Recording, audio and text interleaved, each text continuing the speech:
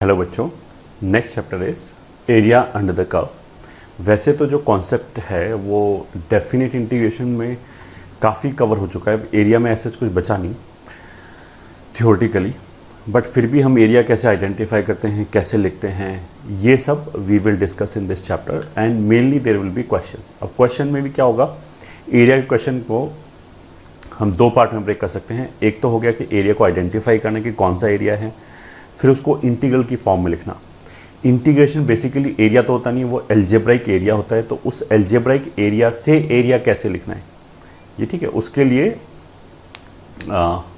बस ध्यान रखना पड़ता है कि कहाँ पे ग्राफ ऊपर है, कहाँ पे नीचे है, नेगेटिव तो नहीं हो रहा है, एरिया घट तो नहीं रहा है। तो that we will learn in this chapter. तो primarily theory wise there won't be much to learn, but जैसे बोलते हैं एरिया आइडेंटिफाई करना, और ये सब चीज़ें हम पढ़ेंगे उसमें। तो फर्स्ट पॉइंट, एरिया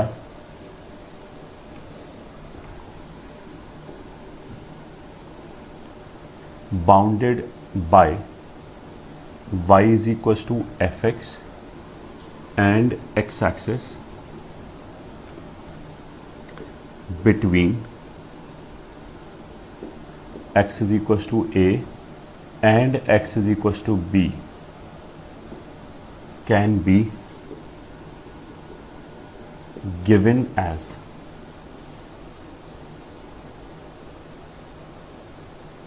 ठीक है। मान लीजिए a है और ये b है, ये y is equals to f x है, तो इसके और एक्स एक्सिस के बीच में एरिया ये वाला आएगा, ठीक है।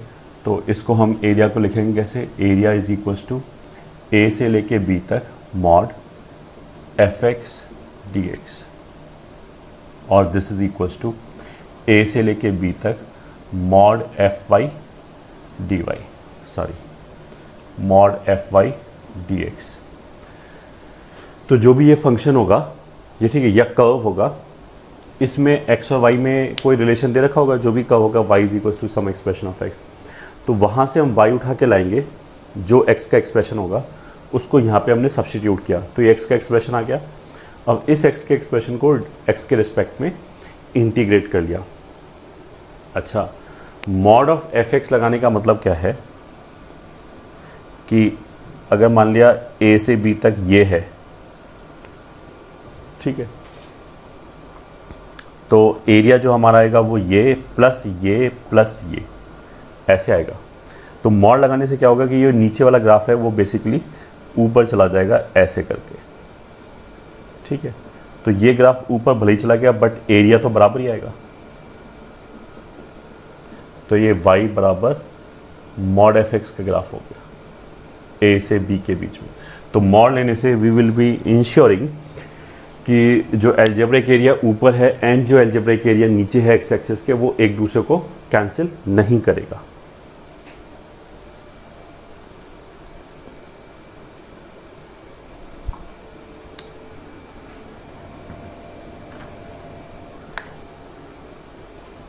ठीक है, फर्स्ट थिंग तो ये हो गया। अब इसी का बिल्कुल सिमेट्री से हम क्या बोल सकते हैं, वाई एक्सिस पे बोल सकते हैं। तो अगर हम सेकंड पॉइंट बोलें,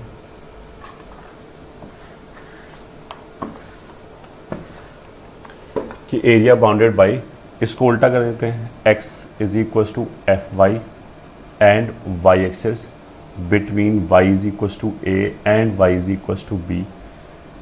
तो यहाँ एफ वाई हो जाएगा, डी वाई हो जाएगा,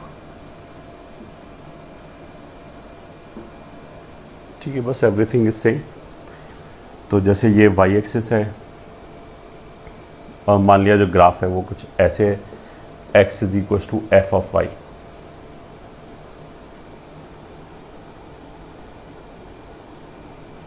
ठीक है, और मान लिया हमें a से b तक इंटीग्रेट करना है, तो दैट मीन्स ये वाला एरिया चाहिए, ठीक है। तो अगर y एक्सिस पे इंटीग्रेट करें तो यह dy आएगा, लिमिट्स y का आएगा, और यहाँ पे x जो होगा, जो भी रिलेशन होगा वहाँ से हम x निकाल के लाएंगे y के टर्म्स में, उसको यहाँ पे सब्स्टिट्यूट कर दिया, यहाँ पे एक y का एक्सप्रेशन आ गया, उसको इंटीग्रेट कर लिया।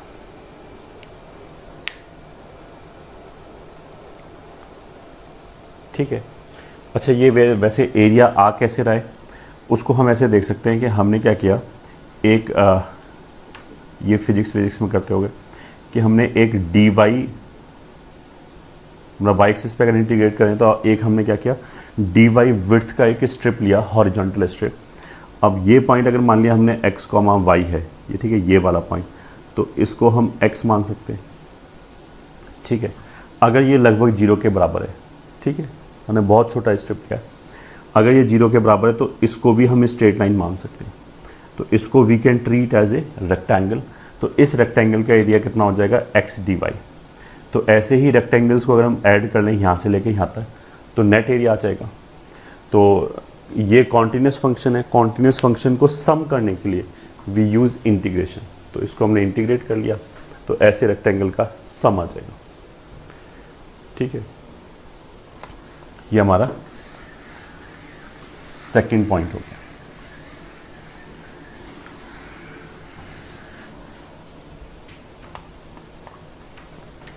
तो एक दो क्वेश्चन इसी पे कर लेते हैं। Question, find area bounded by y is equal to x square minus 9 and x axis between x is equal to 2 and x is equal to 4। ये क्वेश्चन है।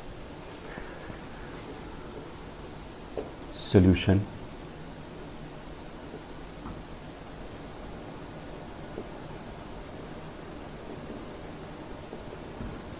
Find area bounded by y is equal to x square minus 9, तो मतलब ये -9 हो जाएगा, ये 3 हो जाएगा, ये -3 हो जाएगा, एंड x एक्सेस और इसके बीच का एरिया चाहिए, ठीक है। और कहाँ से कहाँ तक बाउंड किया गया, x बराबर 2, तो अगर 3 यहाँ पे है तो 2 कहीं यहाँ पे होगा, and x is equal to 4, तो 4 कहीं आगे होगा।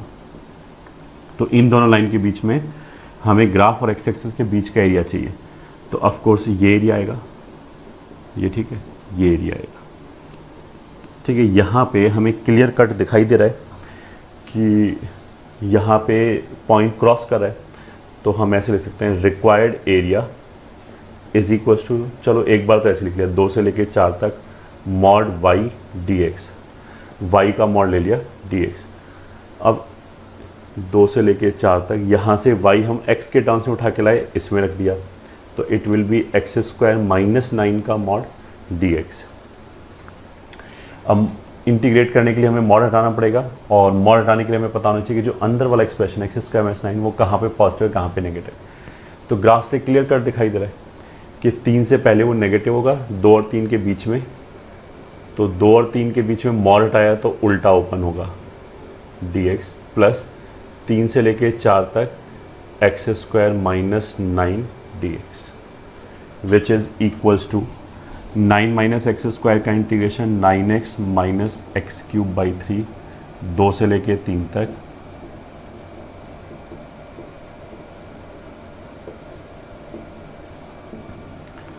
तीन से लेके 4 तक, दिस इज इक्वल्स टू 3 रखा,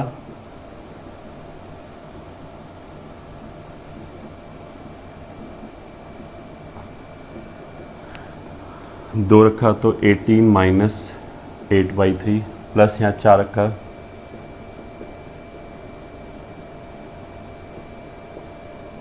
माइनस 3 रखा तो 27/3 माइनस 27।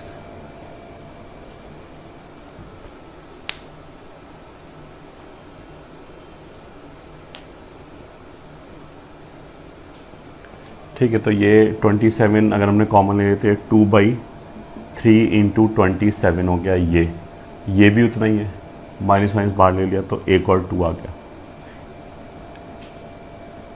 यहाँ तक सही है। माइनस ये 18 और 36 माइनस 54, ये माइनस माइनस प्लस, तो ये प्लस 72/3। तो यहाँ से ये हो जाएगा 9, 36 और ये 24 और 54 माइनस 30, तो कितना आ जाएगा 6 यूनिट स्क्वायर्स। ये हो गया हमारा first question.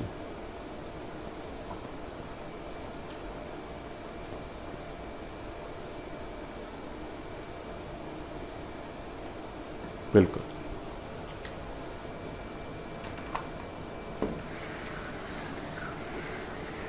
First question,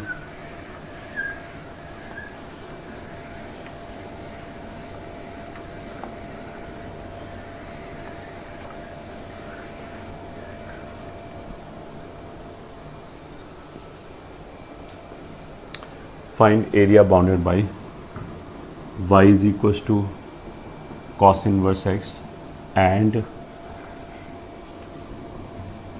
y axis between y is equals to 1 and y is equals to 2। ये क्वेश्चन हो गया।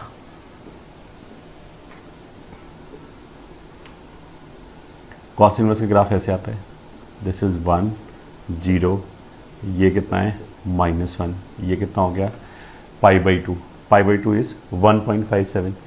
तो y is equals to 1 line कहीं यहाँ पे आएगा, this is pi, and y is equals to 2 line कहीं यहाँ पे आएगा। तो y is equals to 1, y is equals to 2 के बीच में area, and y axis and curve के बीच में एरिया। तो y एक्सिस एंड कर्व के बीच का एरिया, तो ये आ जाएगा, दिस इज π/2। ठीक है, तो required area is equals to, अगर हम y एक्सिस पे इंटीग्रेट करेंगे तो लिमिट्स कहाँ से कहाँ तक जाएगा, 1 से लेके 2 तक। y एक्सिस पे देखो dy तो आएगा ही आएगा अगर y एक्सिस पे इंटीग्रेट करें ऐसे, और साथ में dx आएगा। ठीक है, तो अब तुम देख सकते हो ये जो ग्राफ है इसके लिए इधर x नेगेटिव होता है, इधर पॉजिटिव होता है। तो इतने पोर्शन के लिए तो ये माइनस के साथ ओपन होगा, इतने पोर्शन के लिए प्लस के साथ ओपन होगा, ये मॉड x, क्योंकि x नेगेटिव और पॉजिटिव है। ठीक है, तो इतने पोर्शन के लिए अब y एक्सिस पे देख रहे हैं, 1 से लेके π/2, 1 से लेके π/2 के लिए ये ग्राफ यूज़ हो रहा है। क्योंकि अगर हम केवल इतने ग्राफ पे नज़र डालें, यहाँ पे एक π/2 पे लाइन खींच लें, तो ये वाला ग्राफ पिक्चर में आएगा 1 और π/2 के बीच में, जो ऑलरेडी राइट हैंड साइड पे है। राइट हैंड साइड पे है तो x पॉजिटिव है, तो 1 से लेके π/2 तक x dy ऐसे लिख दिया, प्लस π/2 से लेके 2 तक -x dy लिख दिया। So this is equals to 1 से लेके π/2 तक x dy, ये ठीक है। x हमें y के टर्म्स में चाहिए, तो अगर हमें x चाहिए y के टर्म्स में और y cos इनवर्स x है, मतलब y बराबर cos इनवर्स x है, तो x बराबर कितना हो जाएगा cos y, तो ये आ जाएगा cos y dy माइनस, ये वाला माइनस बाहर निकाल लिया, π/2 से लेके 2 तक cos y dy। So this is equals to cos y का integration will be sin y from 1 से π/2 माइनस sin y π/2 से 2। So this is equals to sin π/2 is 1 minus sin 1 minus sin 2 minus 1।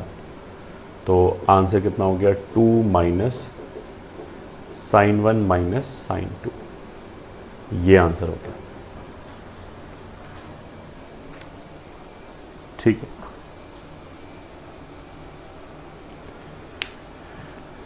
ये हो गया हमारा question 2। आगे चलते हैं, question 3, find area bounded by y is equals to x cube 4x square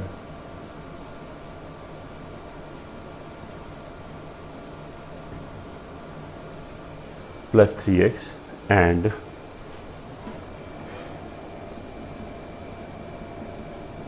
x axis. ठीक है, इस वाले क्वेश्चन में हमने बाकी पहले 2 क्वेश्चन की तरह ये नहीं बताया कि कहाँ से कहाँ तक निकालना है, ठीक है। तो उसका मतलब क्या है कि अपने आप ही कोई क्लोज्ड एरिया आ रहा होगा जो इन दोनों कर्व से बाउंड हो रहा होगा, ठीक है। तो find area bounded by y is equal to इतना, solution y is equal to x cube minus 4x square plus 3x में से अगर हम x कॉमन ले लें तो x square minus 4x plus 3 that will be x minus 1 x minus 3, ये हो गया। तो ग्राफ कैसे बनेगा इसका, एक रूट 0 हो गया, एक 1 और एक 3, तो कुछ ऐसे जाएगा ग्राफ, एक रूट 0, एक 1, एक 3। तो इस कर्व एंड एक्स एक्सिस के बीच में एरिया कितना बाउंड हो रहा है, तो वो ऑफ कोर्स ये हो रहा है।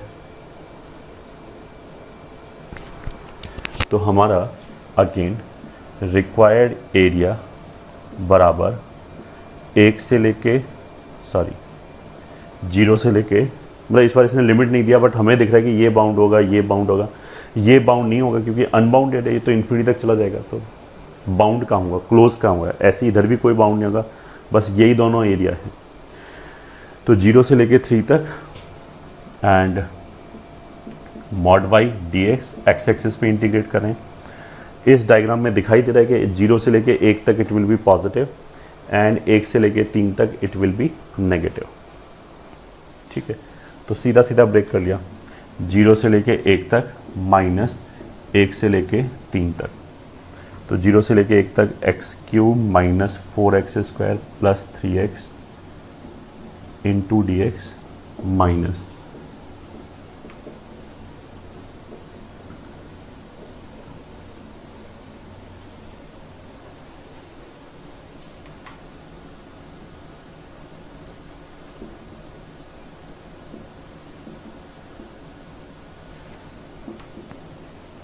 ठीक है।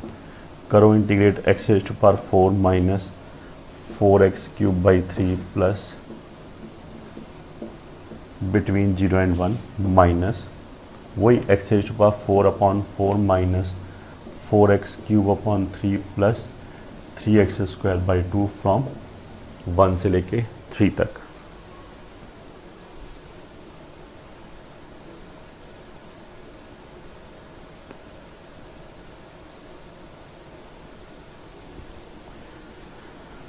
तो वैल्यू रख लिया इसमें, it will B 1/4 minus 4/3 plus 3/2, 0 रखने पे 0 आ जाएगा, माइनस 3 रखने पे तो 81/4 minus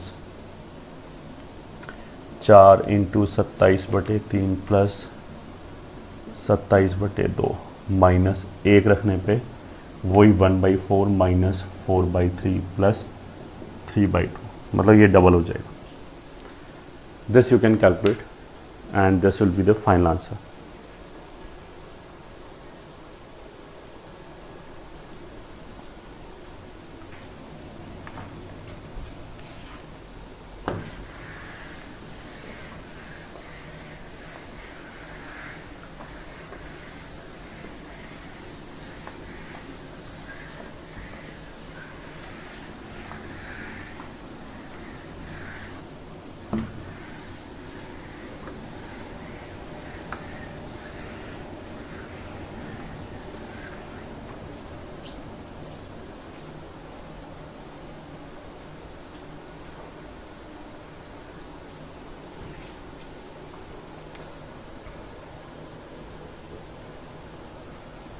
Second point,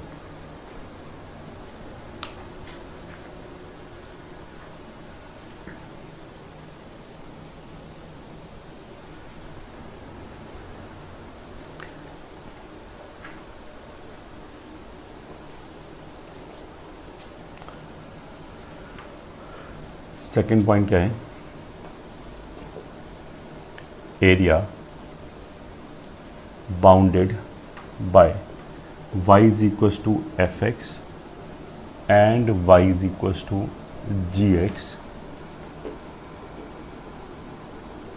between x is equals to a and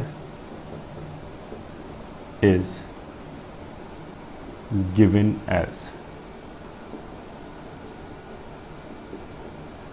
ए से लेके बी तक mod of y1 minus y2, या पहले ऐसे लिख लेते हैं fx माइनस g x d x is equal to A से लेके बी तक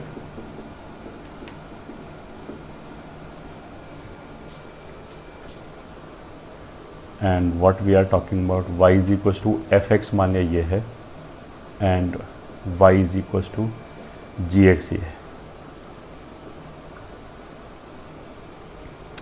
तो f और g के बीच में जो बाउंडेड एरिया है वो एक तो ये आ गया और एक ये आ गया। ठीक है, इसमें कुछ भी नहीं। इससे पहले जो हम करे थे वो तो हम कर्व एंड एक्स एक्सेस के बीच का एरिया निकाले थे।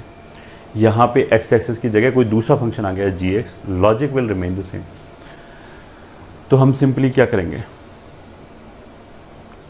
कि f x minus g x, मतलब पहले तो एक्स एक्सेस पे अगर इंटीग्रेट कर रहे हैं, मतलब एक्स एक्स की डायरेक्शन में इंटीग्रेट करें तो ये डी एक्स होगा, ये लिमिट्स ए से बी तक आ गया।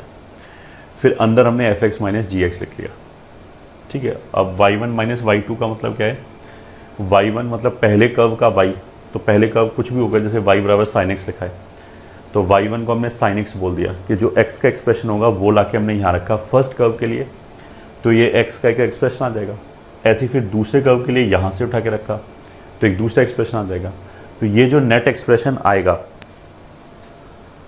सही है, ये जो नेट एक्सप्रेशन आएगा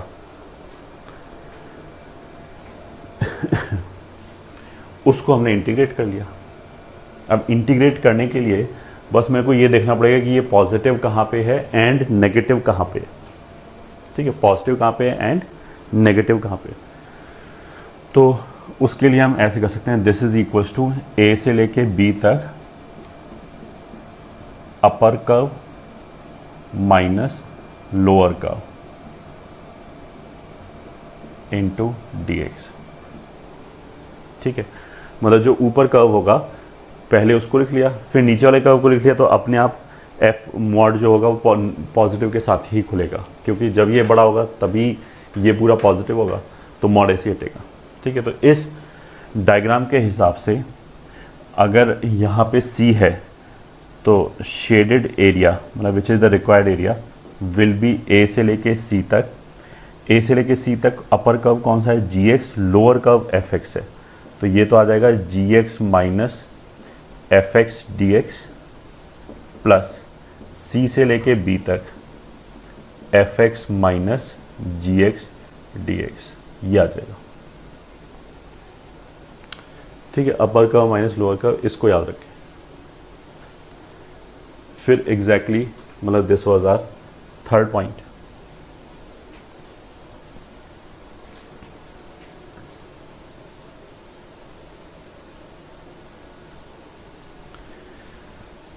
तो यही चीज़ हो गई। अगर हम मान लिया y एक्सिस पे इंटीग्रेट करना चाहें और बोलें area bounded by x is equals to f y and x is equals to g y between y is equals to a and y is equals to b is given as, कुछ भी नहीं है, role reverse हो जाएगा, f y g y d y, ये हो जाएगा x1।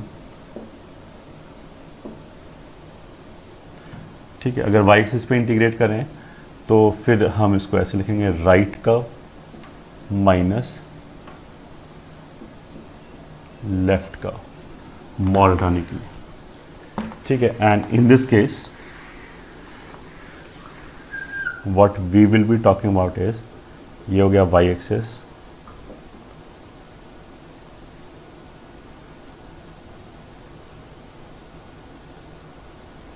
मान लिया ये A है और ये B है, तो ये एरिया हमें चाहिए। ये वाला का मान लिया x is equal to f y है and this is x is equal to g y. अगर दो कर्व्स के बीच में एरिया चाहिए तो ऐसे आएगा।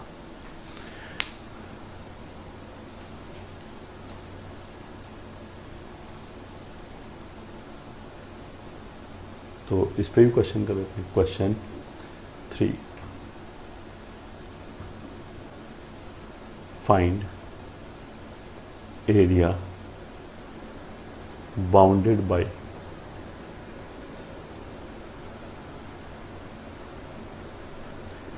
y is equals to x square and y is equals to e raised to power minus x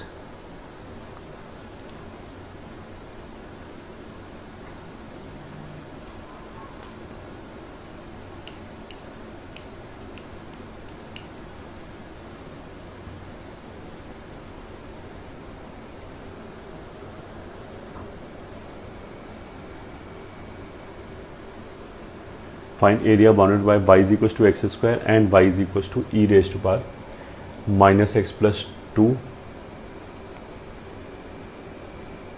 between x is equals to 0 and x is equals to 1. तो solution y is equals to x square ऐसे आएगा, ठीक है। 0 और 1 के बीच में हमें एरिया चाहिए, e raise to power minus x square कुछ ऐसे आएगा, ठीक है। अब मेरे को बस ये देखना है कि मेरे को तो केवल 0 और 1 के बीच में मतलब है, तो ये वाली 1 होगी, सॉरी ये वैल्यू 1 नहीं होगी, ये कितना हो गया, x 0 रखेंगे तो ये ई स्क्वायर हो गया। हाँ, मेरे को तो बस ये देखना है कि 1 लेफ्ट पे आ रहा है या राइट पे आ रहा है, ठीक है।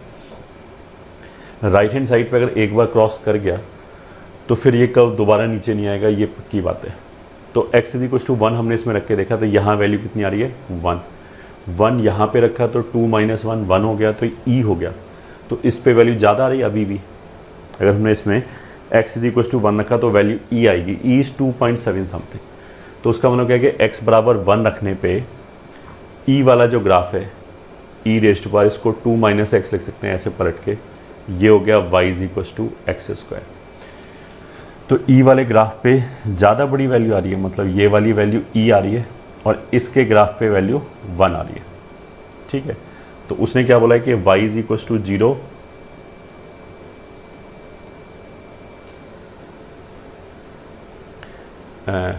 Sorry x is equal to 0, वो तो ये हो गया, y एक्सिस पे x इज इक्वल टू 0 होता है, यहाँ x इज इक्वल टू 1 हो गया। इसके बीच में कर्व्स के बीच का ये वाला एरिया चाहिए। तो इस डायग्राम के हिसाब से curves are not crossing each other, ठीक है। तो हम ऐसे कर सकते हैं, रिक्वायर्ड एरिया बराबर 0 से लेके 1 तक upper curve minus lower curve, ये ठीक है, upper curve minus lower curve into dx which is equals to 0 से लेके 1 तक अपर कर्व क्या है ये, माइनस लोअर कर्व क्या है एक्स स्क्वायर इंटू dx। इसको इंटीग्रेट कर लेते हैं। So this will be equals to e raised पर 2 माइनस एक्स का इंटीग्रेशन ई रेस्ट पर 2 माइनस एक्स, एक माइनस आ जाएगा, minus x cube by 3 from 0 से 1,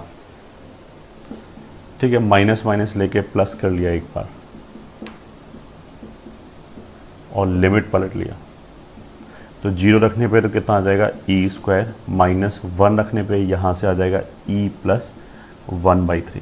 तो यही आंसर हो गया, e square minus e minus 1/3। This will be the area bounded by these two curves.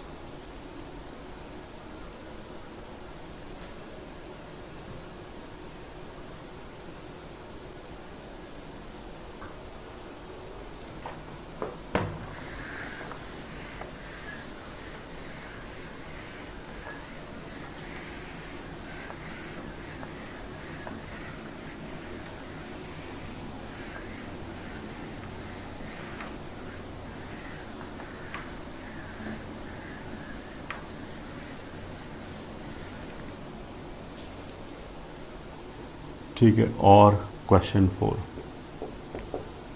Find area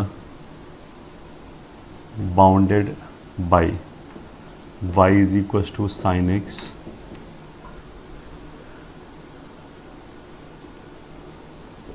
and y is equal to cos x between x is equals to pi by 6 and x is equal to π/2। ये हो गया। फिर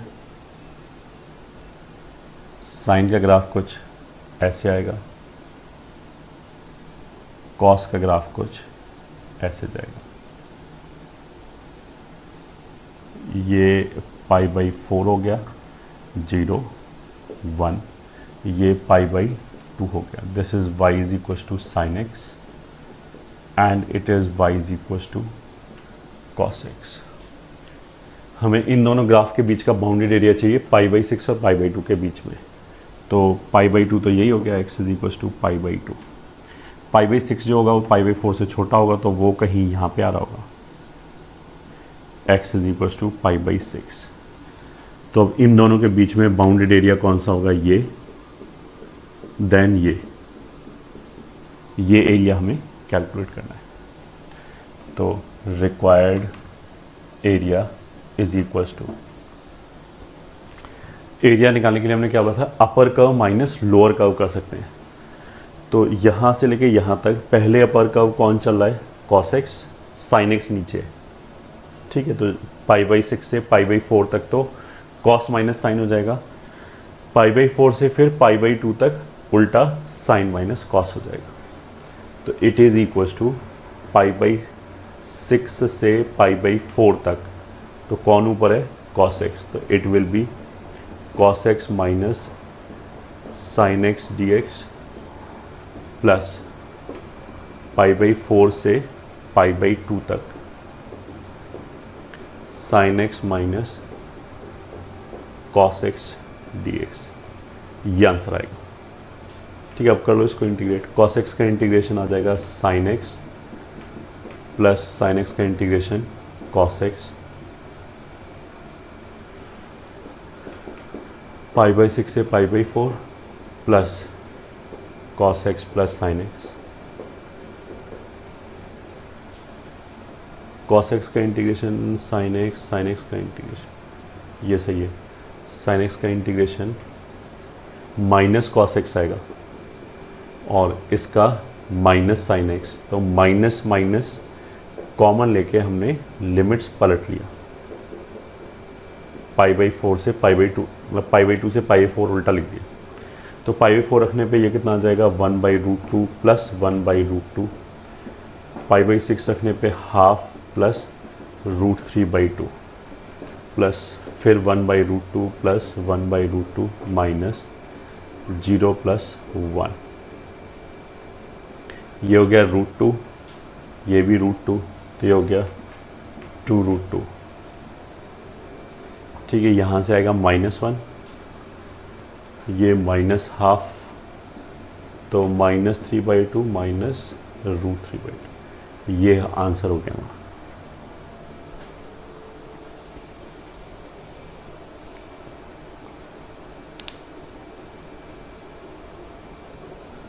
ठीक है।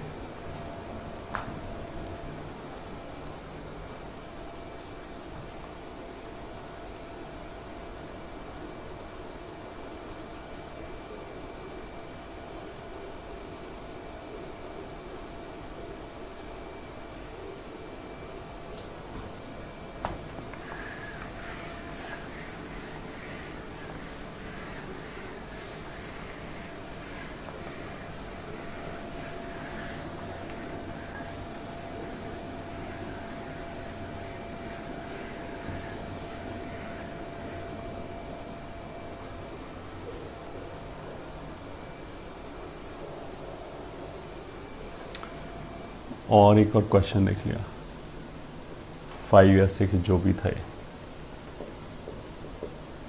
Find area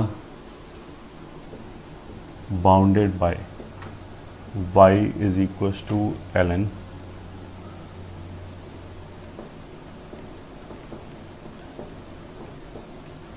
x e/2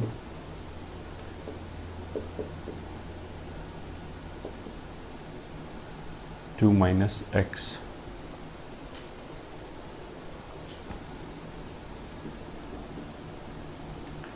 between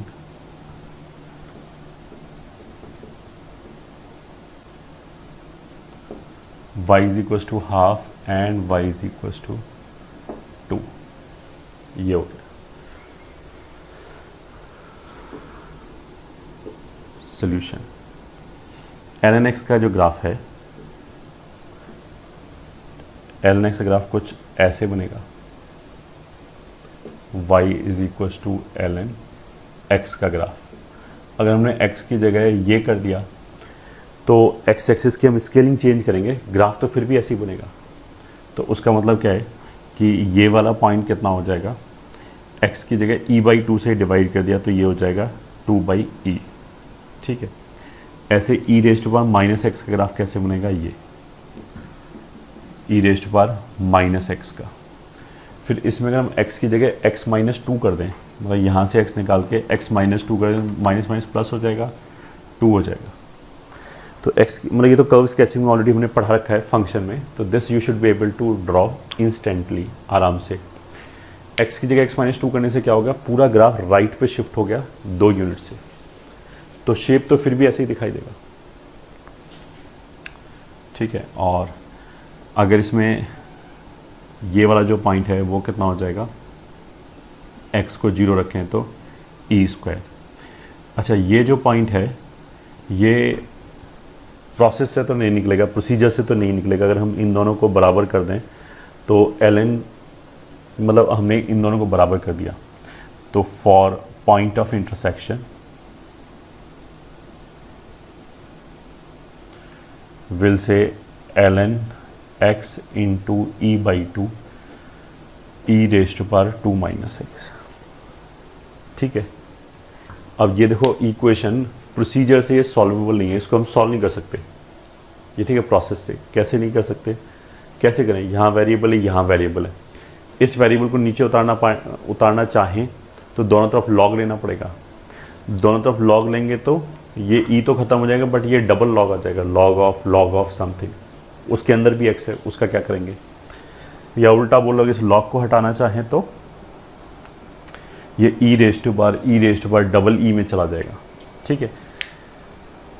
graph से हमें ये दिख रहा है कि एक पॉइंट ऑफ इंटरसेक्शन तो है ही, तो फिर एक तरीका तो ये हो सकता है कि हमें पॉइंट ऑफ इंटरसेक्शन की ज़रूरत ही ना पड़े, ठीक है। दूसरा, हम ऐसे देख सकते हैं कि हिट एंड ट्रायल से आंसर निकालें, तो इसको देख के मेरे ख्याल से it is very easy to guess कि हमें x के क्या रखना चाहिए। अगर हम x के 2 रखें तो यहाँ 2 कैंसिल हो जाएगा, ln e 1 आ जाएगा। तो यहाँ पे अगर x के 2 रखें तो 2 - 2 0 हो जाएगा, e⁻0 1 हो जाएगा। तो यहाँ से बाय ऑब्जर्वेशन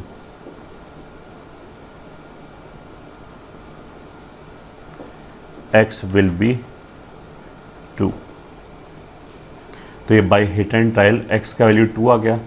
अच्छा, अगर मैंने इसमें x बराबर 2 रखा यहाँ पे, तो y का वैल्यू कितना आया था 1, तो 1 यहाँ पे आ गया, ठीक है। ये पॉइंट आ गया।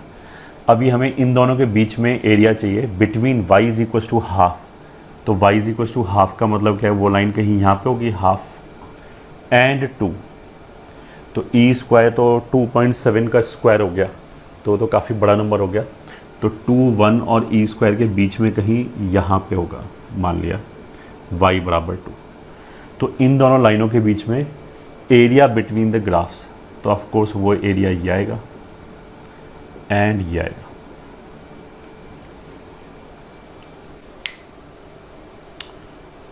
सही है। तो ये एरिया निकालने के लिए हम y एक्सिस पे इंटीग्रेट कर सकते हैं। y एक्सिस पे क्या होगा, हाफ से लेके 1 तक। y एक्सिस पे इंटीग्रेट करने के लिए dy आएगा, पहली बात, लिमिट्स y का आएगा। और एरिया निकालने के लिए हम क्या करेंगे, दो कर्व्स के बीच का right curve minus left curve लिखाया था हमने। तो required area is equal to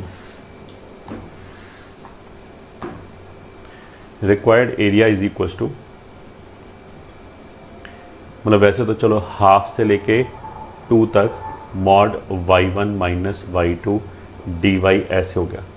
so this is half से लेके 2 तक mod e⁻² - x minus ln x e/2 हो गया into dy।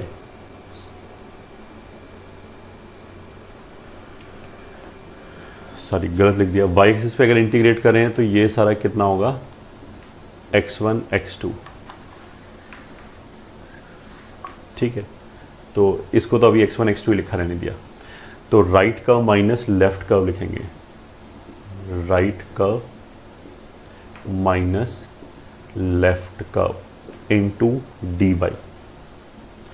So this is equals to right curve और लेफ्ट कर्व कहाँ पे चेंज करा है, पहले तो देखो ये राइट पे है ये लेफ्ट पे है, इन दोनों के बीच में, ठीक है। तो हाफ और 1 के बीच में तो राइट पे कौन सा है, ये e⁻² माइनस एक्स वाला कर्व राइट पे। सो हाफ और 1 प्लस 1 से लेके 2 तक, ठीक है। इसको हमने 1 मिनट के लिए चलो y1 बोल दिया, इसको y2 बोल दिया। तो y2 है तो मतलब ये x2 टाइप हो गया। तो इस वाले केस में इस एरिया के लिए राइट हैंड साइड पे कौन सा कर्व है, ये y2 वाला है। तो उसका मतलब क्या है कि यहाँ तो हम लिखेंगे x2 माइनस x1 dy, यहाँ लिखेंगे x1, मतलब तुम ऐसे देखो हाफ और इसके बीच में इन दोनों में राइट पे कौन है, ये वाला कर्व जिसको 1 से डिनोट करें। तो इसलिए यहाँ पे x1 माइनस x2 dy लिखेंगे। x1 लिखने का मतलब क्या है कि फंक्शन या कर्व जो है उसकी इक्वेशन से x निकाल के लाओ y के टर्म्स में, वो यहाँ पे सब्स्टिट्यूट करो, तभी y के रिस्पेक्ट में इंटीग्रेशन होगा, ठीक है। तो इसको और log वाले को हमने 1 बोला है, तो यहाँ से log हटाया क्योंकि मेरे को x चाहिए y के टर्म्स में। तो अगर मैंने log हटाया तो आ जाएगा e⁻y बराबर x e/2। तो ये 2 उधर चला गया, ये आ गया, 2 उधर चला गया, e से ये पावर कम हो गया, ये हो गया। तो जो हमारा बेसिकली x1 है वो ये है, ठीक है। ऐसे ही y2 हमने इसको बोला है, y2 बराबर e⁻² माइनस x2 ऐसे बोला है। x2 लाने के लिए log लेना पड़ेगा, मतलब ये 2 बस ऐसे ही दिमाग में रखा, लिखा नहीं। ये हो जाएगा 2 माइनस एक्स, तो x कितना हो जाएगा 2 माइनस ln y। तो अब आ गया ये हाफ से लेके 1 तक, x2 मतलब यही वाला 2 minus ln y minus x1 यहाँ से 2e⁻y माइनस 1 dy प्लस 1 से लेके 2 तक। पहले इसमें x1 आ गया, 2e⁻y minus 1 minus 2 minus ln y into dy, ये हो गया एरिया।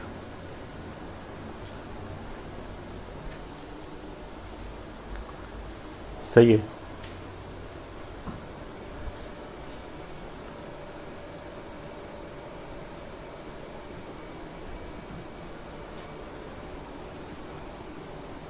इसको इंटीग्रेट कर लो अपने हम, e⁻y माइनस 1 का इंटीग्रेशन e⁻y माइनस 1 आ जाएगा।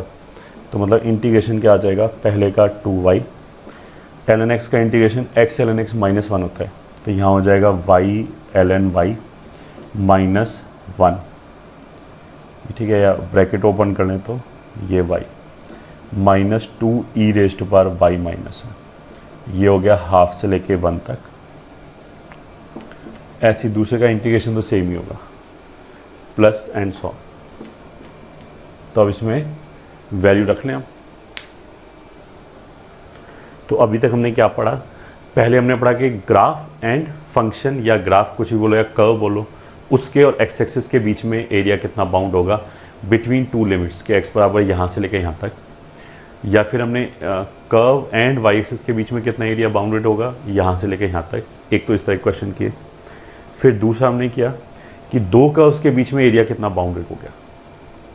सही है, 2 कर्व्स के बीच में एरिया कितना बाउंडेड होगा वही हम करें। फिर वो एक्स एक्सिस पे भी था, वाई एक्सिस पे भी था, मतलब इंटीग्रेशन हमने वाई एक्सिस के अलोंग किया या एक्स एक्सिस के अलोंग किया। Now we will move forward.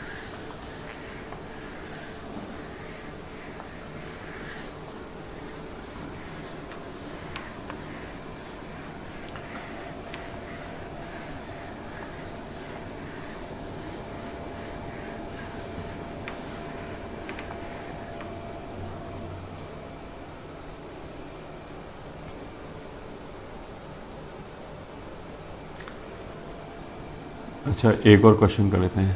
Find area bounded by y is equal to 9 minus x square and y is equal to x square minus 4x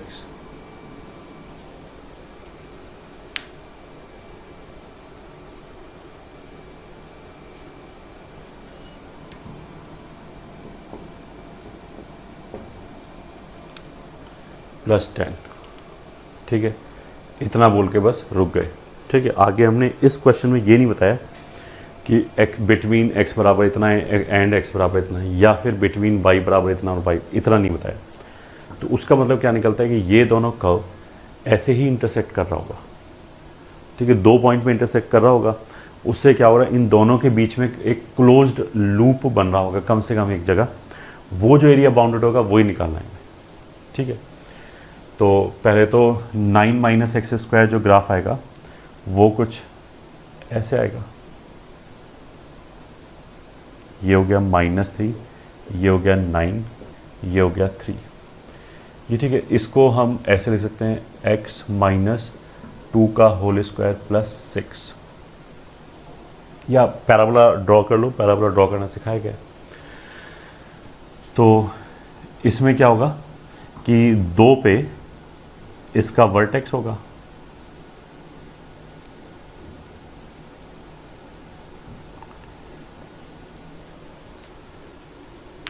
ठीक है। अच्छा, graph बनाने से पहले इन दोनों को हम सॉल्व कर लेते हैं। तो पॉइंट ऑफ इंटरसेक्शन के लिए कितना आ जाएगा, x square minus 4x plus 10 बराबर 9 माइनस एक्स स्क्वायर। तो सबको अगर हम लेफ्ट पे ले जाएं तो 2x square minus 4x plus 1 बराबर 0।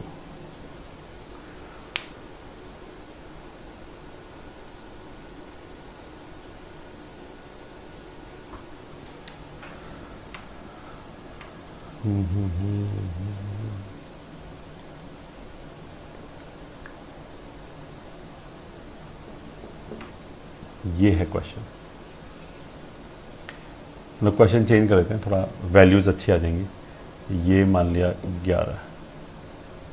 अच्छा, ये भी, फिर थोड़ा क्वेश्चन चेंज कर लेते हैं।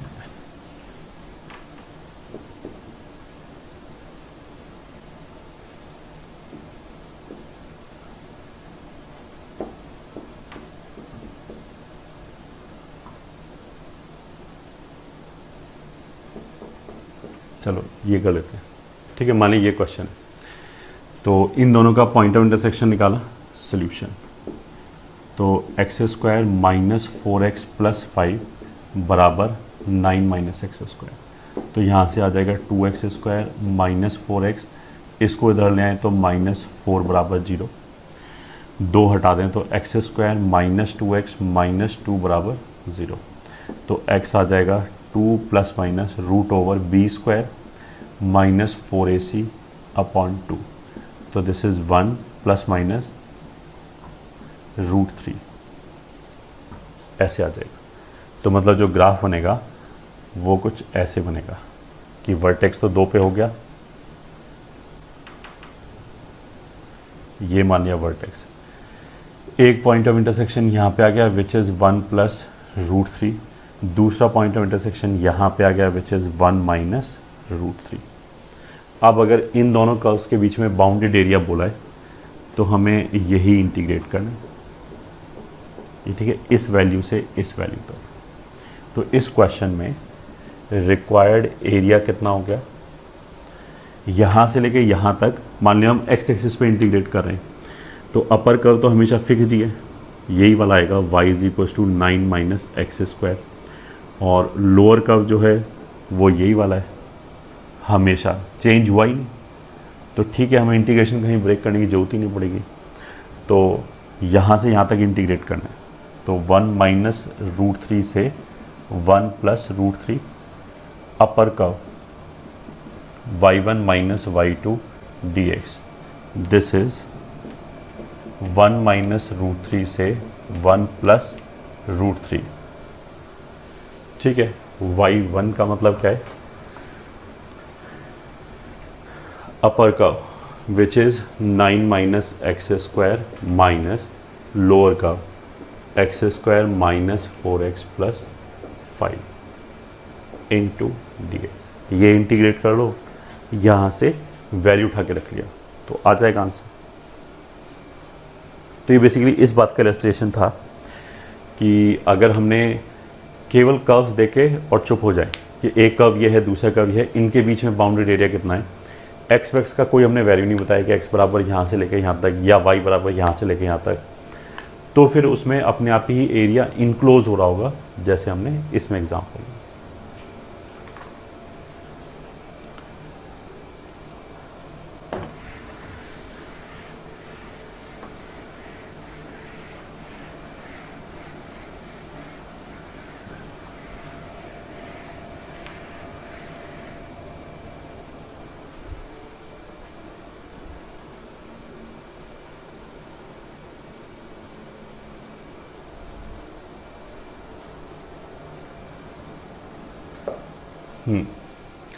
अब आगे चलते हैं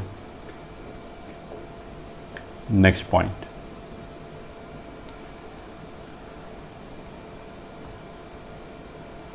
if area is bounded by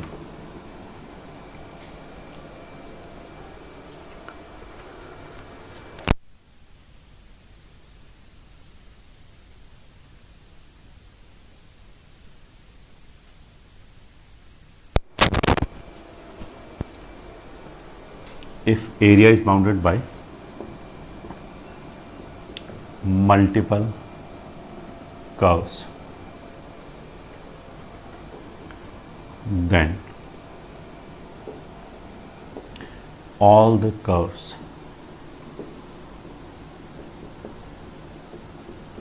must be present on its boundary.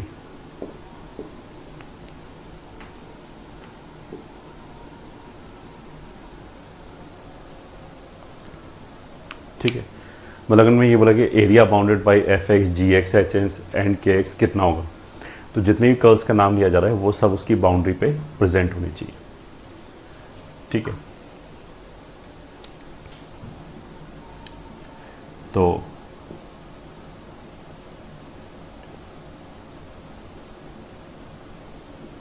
मान लिया ये y बराबर एफ एक्स है, ये y बराबर जी एक्स है, फिर ये y बराबर के एक्स आ गया, और ये मान लिया y बराबर एच एक्स आ गया।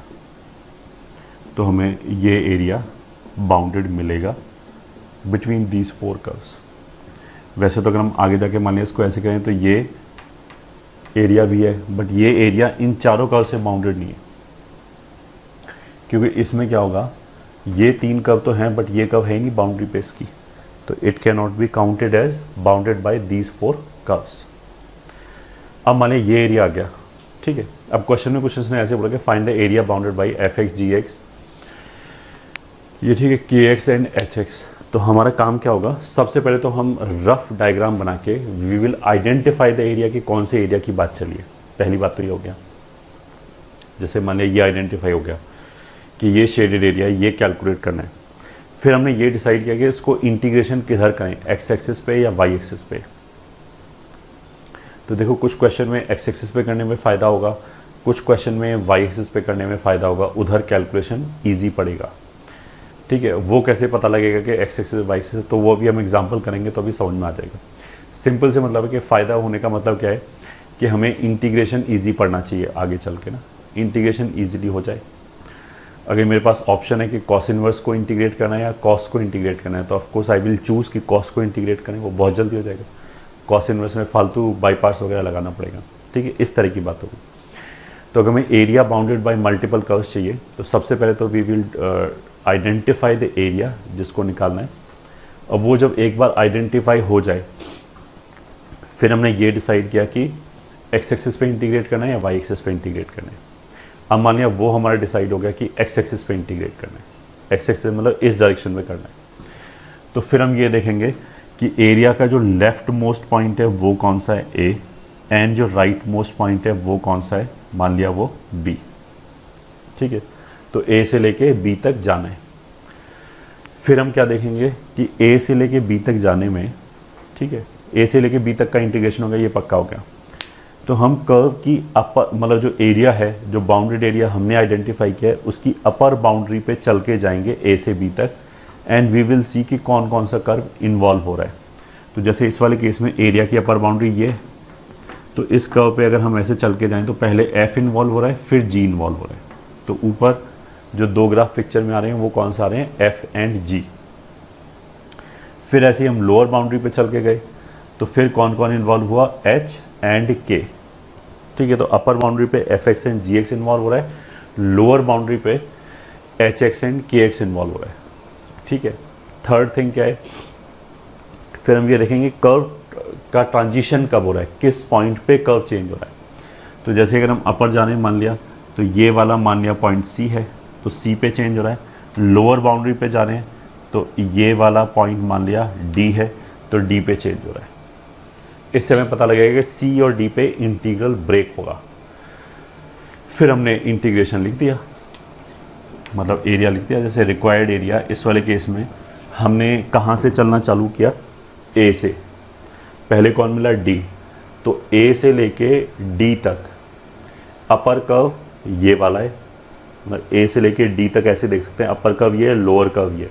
तो अपर कर्व कौन सा है, एफ एक्स। अपर कर्व मतलब ये नहीं कि हम बोलेंगे ये कर्व है, ये एरिया में थोड़ा ना पार्टिसिपेट कर रहा है। अभी तो हमें जो ये वाला एरिया कैलकुलेट करना है उसमें तो यही दो कर्व्स हैं ना, इनसे कोई मतलब ही नहीं है। ठीक है, तो upper curve is f x और ये lower curve is h x. तो minus h x d x plus फिर डी से लेके सी तक, तो डी से लेके सी तक अपर कर्व तो एफ एक्स ही रहेगा, लोअर कर्व के एक्स हो गया। तो अपर कर्व तो एफ एक्स ही रहा, लोअर कर्व के एक्स हो गया, प्लस फिर सी से लेके बी तक, सी से लेके बी तक अपर कर्व जी एक्स रहा, एंड जो लोअर कर्व है वो कितना हो गया, के एक्स इंटू डी एक्स। यह आ गया आंसर। ठीक है, इसके हिसाब से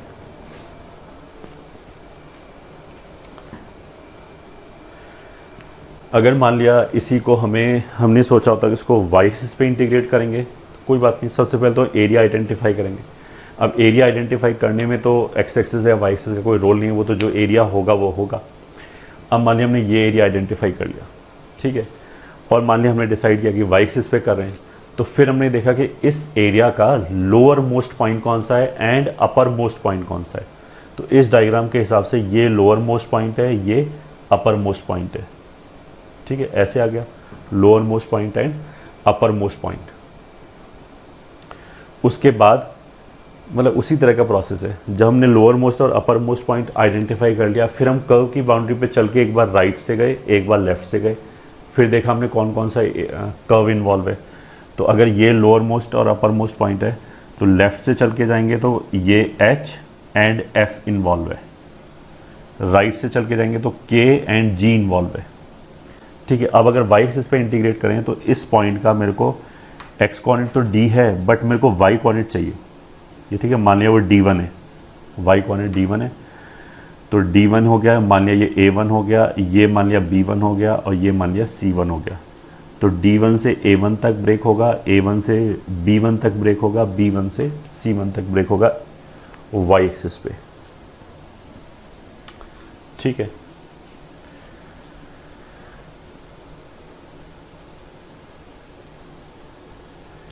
अब देखो इस मतलब चलो लिख ही लेते हैं नोट 1। वैसे ऐसा कोई क्वेश्चन आएगा नहीं। मान लिया अगर हमें ऐसे कर्व दिया जाए, ठीक है, ये मान लिया F1 हो गया, F2 हो गया, F3 हो गया, F4 हो गया, F5 हो गया। ठीक है, अब अगर हम बोलें कि area bounded by F1, F2, F3, F4 and F5. So that will be equals to ये वाला area, F1, F2, F3, F1 तो ये है, F1, F2, F3, F5 से बाउंडेड एरिया ये है। इसके अलावा और कोई एरिया नहीं है जिसपे चारों एक साथ आ रहे हैं इस डायग्राम के हिसाब से। अब जो F4 है वो भी इसकी बाउंड्री पे आ रहा है, बट उसका कंट्रीब्यूशन केवल एक पॉइंट का है, ये ठीक है, ये प्रॉपर बाउंड्री नहीं बना रहे, केवल एक पॉइंट पे, बट बिकॉज इसके अलावा कोई और एरिया अवेलेबल ही नहीं है तो हम इसी को बोलेंगे और ये बोल देंगे कि F4 का जो कंट्रीब्यूशन है वो एक पॉइंट का है। अब ऐसा IIT JEE में तो शायद हो सकता है ना पूछा जाए, बट बुक्स में यू विल फाइंड के वो इसी एरिया को कैलकुलेट करेंगे। तो area bounded by F1, F2, F3, F4, F5 is equals to shaded area. ठीक है, उसमें नोट करने वाली बात क्या है, note that contribution of curve F4 is of 1 point only। ठीक है, एक तो ये नोट हो गया। दूसरा note 2,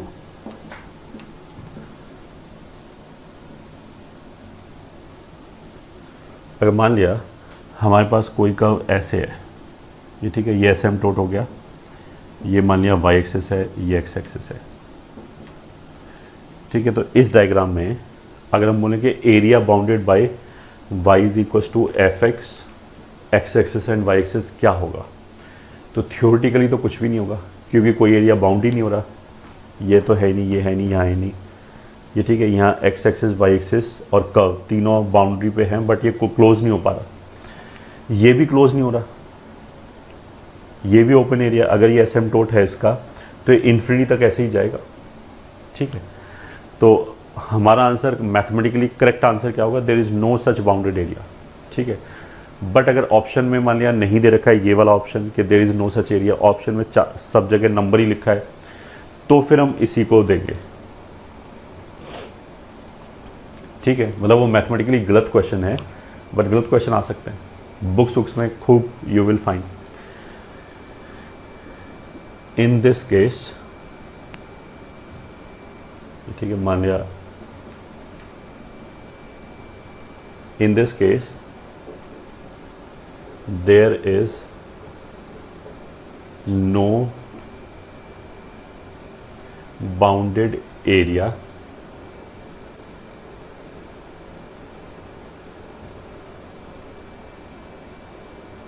there is no area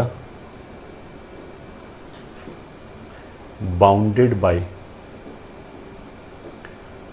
fx, x-axis and y-axis। ठीक है, there is no bounded area by x-axis, y-axis and y is equals to fx।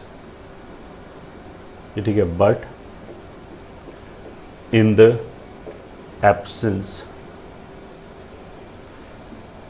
absence of proper option, ये ठीक है, अगर सिंगल चॉइस क्वेश्चन है तो we can give answer as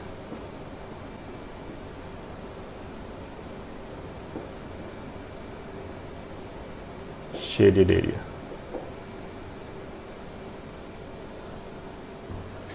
ठीक है, वैसे तो कोई एरिया बाउंड नहीं हो रहा है, बट अगर मान लिया ऑप्शन नहीं है हमारे पास, कोई चारों में कोई मैच ही नहीं करा इस तरह का ऑप्शन, तो फिर जो एसिम्पटोटिक बिहेवियर बना है, जो ये लिमिटिंग एरिया है, अच्छा ये अगर इन्फिनिटी तक जा रहा है उसका ये मतलब नहीं कि एरिया इन्फाइनाइट होगा।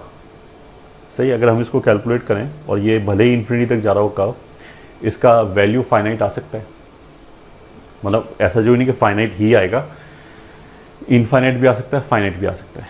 ठीक है, क्योंकि इसका लिमिटिंग वैल्यू एडजस्ट कर सकता है, मतलब ऐसा हो सकता है हम यहाँ तक एरिया कैलकुलेट करें 1 आ रहा है, फिर हम यहाँ तक एरिया कैलकुलेट करें 1.1 आ रहा है, फिर हम और जाए और ये अप्रोच करता रहे 1.2 को, ऐसा हो सकता है जितना आगे जाएं बस 1.2 के क्लोज होता जाए, भले ये दिखने में इनफाइनाइट तक जा रहा है तो भी इसकी फाइनाइट वैल्यू आ सकती है।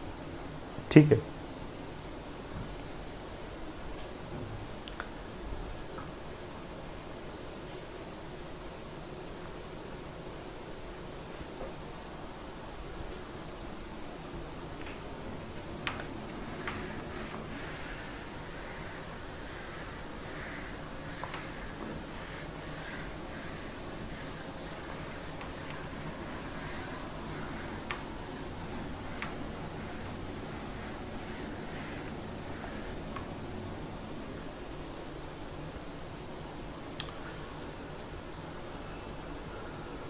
उसके बाद क्या है, क्वेश्चंस करते हैं। Question, find area bounded by y is equals to cos inverse x axis and y axis।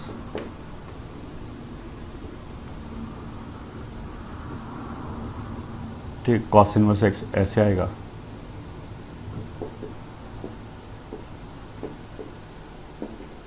This is pi by 2। तो x एक्सेस मतलब ये, y एक्सेस एंड कर्व, ये तीनों से कौन सा एरिया बाउंड हो रहा है? ये ठीक है, no prize for guessing, obviously ये वाला एरिया बाउंड हो रहा है। इसकी बाउंड्री पे x axes, y axes and curve तीनों आ रहा है। ये कुछ बच्चे बोलते हैं जैसे ये एरिया बाउंड हो रहा है, ये कहाँ बाउंड कहाँ हो रहा है? ये डॉटेड लाइन खींचने से बाउंड थोड़ा होगा, यहाँ तो कोई लाइन है ही नहीं, ये तो ऐसे ओपन है, बाउंडेड कहाँ से हो गया? बाउंडेड तो यही है, तीनों तरफ से क्लोज्ड है। ठीक है, तो हमारा रिक्वायर्ड एरिया कितना हो जाएगा? अच्छा, इस एरिया को कैलकुलेट करने के लिए हम x एक्सिस पे भी इंटीग्रेट कर सकते हैं और y एक्सिस पे भी इंटीग्रेट कर सकते हैं। तो देखो, अगर हमने x एक्सिस पे इंटीग्रेट किया तो ये आ जाएगा 0 से 1 तक dx। y एक्सिस पे अगर इंटीग्रेट करेंगे यहाँ से लेकर यहाँ तक, तो बेसिकली कर्व तो यही है ना, तो आ जाएगा 0 से लेकर पाई बाई 2 तक और dy लिखेंगे। ठीक है, कर्व क्या है? y is equal to cos inverse x। तो अगर हमने x एक्सिस पे इंटीग्रेट किया तो ये हो जाएगा y dx, यहाँ हो जाएगा x dy। इस वाले केस में तो I am suppose to replace y with expression of x, तो वो तो ये हो गया। और इस केस में we are suppose to replace x as a expression of y।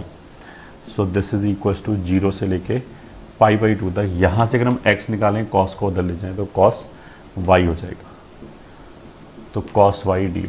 अब दोनों से कैलकुलेट करके देख लो, एरिया इंटीग्रल का वैल्यू बराबर ही आएगा, बट ऑफ कोर्स प्रेफरेबल कौन सा है? ये वाला, ये तुरंत इंटीग्रेट हो जाएगा।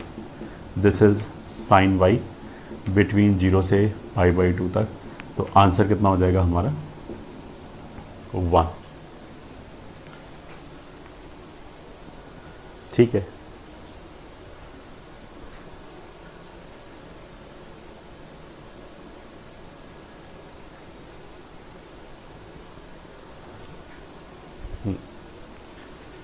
ये हो गया question 1।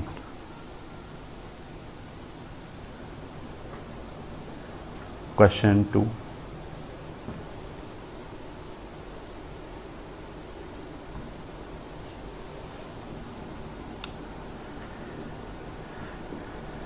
find area bounded by y is equals to tan inverse x, y is equals to cot inverse x and y axis। ठीक है, तो इस वाले केस में क्या होगा?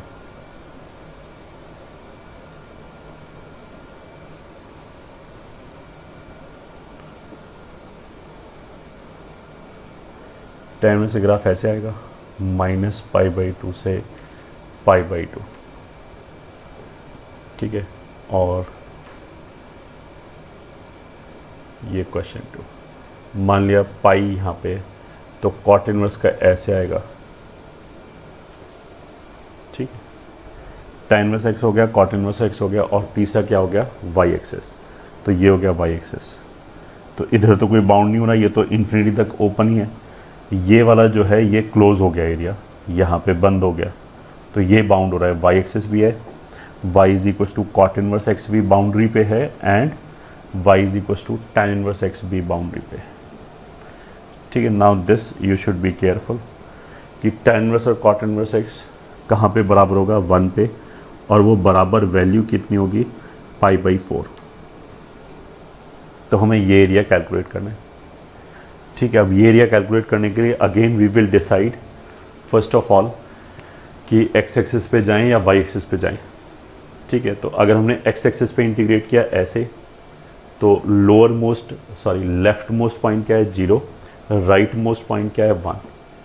तो required area is equals to 0 से लेके राइट मोस्ट पॉइंट कितना है, 1। ठीक है, फिर अपर बाउंड्री और lower boundary you can see are fixed, cot inverse और tan इनवर्स फिक्स्ड है, यानी कोई क्रॉस नहीं कर रहा एक दूसरे को। अगर मानिए हमें 1 से आगे भी एरिया कैलकुलेट करना होता तब तो 1 पे क्रॉस कर जाता, फिर हमें इंटीग्रल को ब्रेक करना पड़ता, हो तो वो भी जाता ऑफ कोर्स, बट इंटीग्रल को ब्रेक करना पड़ता। यहाँ पे हमें कोई ब्रेक नहीं करना, यहाँ तो सीधा 0 से लेके 1 तक upper curve cot inverse x minus lower curve tan inverse x dx। ठीक है, ये इंटीग्रेट कर लो। एंड ऑफ कोर्स रियलिटी में इंटीग्रेशन करने के लिए हम कॉट इनवर्स और tan इनवर्स को अलग अलग करेंगे नहीं, इसको हमने लिख लिया π/2 माइनस tan इनवर्स, तो 2 tan इनवर्स x हो गया। तो अब tan इनवर्स में बाईपास लगा के इंटीग्रेट कर सकते हैं ये। ठीक है, और अगर हम y एक्सिस पे इंटीग्रेट करें, तो lower most point 0, upper most point pi. ठीक है, लेफ्ट हैंड साइड वाला जो ब्रांच है कर्व का, जो एरिया बाउंड कर रहा है, वो तो y एक्सिस ही है हमेशा। तो y एक्सिस तो बेसिकली x बराबर 0 है, तो अगर हम upper right curve minus left curve भी करें तो लेफ्ट कर्व 0 ही रहेगा, उसको लिखने से कोई फ़र्क नहीं पड़ता। अब राइट कर्व पे गए हम, राइट कर्व की बाउंड्री पे गए ऐसे। ठीक है, तो कहाँ पे चेंज हो रहा है, π/4 पे। अब तो हम y एक्सिस के रेस्पेक्ट में बात करें, π/4 पे चेंज हो रहा है। 0 से लेके π/4 तक tan इनवर्स वाली ग्राफ है, फिर π/4 से π/2 तक कॉट इनवर्स वाला ग्राफ है। ठीक है, तो अगर हम और ऐसे भी कर सकते हैं कि 0 से लेके π/4 तक y एक्सिस पे इंटीग्रेट करें तो dy प्लस π/4 से π/2 तक फिर dy। तो यहाँ से कौन सा कर्व आया पहले, y is equal to tan inverse x। अगर ये dy है तो ये x dy होगा।